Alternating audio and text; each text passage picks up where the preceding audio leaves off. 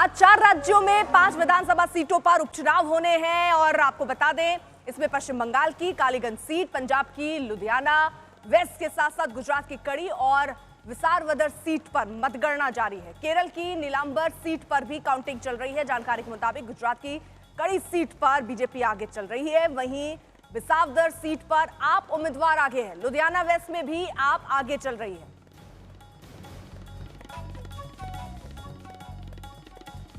तो 5 विधानसभा सीटों पर उपचुनाव मतगणना इस वक्त जारी है। पश्चिम बंगाल की कालीगंज सीट पर मतगणना इस वक्त चल रही है। इसी बीच आपको बताएं कि फिलहाल जो गुजरात की कड़ी सीट है वहां पर बीजेपी आगे चल रही है, वहीं विसावदर सीट पर आप उम्मीदवार आगे हैं। लुधियाना वेस्ट में भी आप आगे चलती हुई नजर आ रही है। तो 5 विधानसभा सीटों पर जो उपचुनाव हुए थे उसको लेकर आज मतगणना है और पश्चिम बंगाल की कालीगंज सीट, पंजाब की लुधियाना वेस्ट के साथ साथ गुजरात की कड़ी और विसावदर सीट पर इस वक्त मतगणना जारी।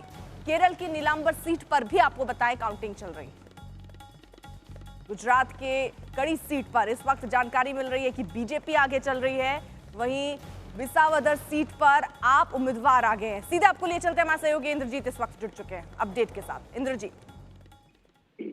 देखिए, कालीगंज में जो बाईपोल हुआ है उस बाईपोल में इस वक्त जो पहला राउंड का वोट करना शुरू हो गया है।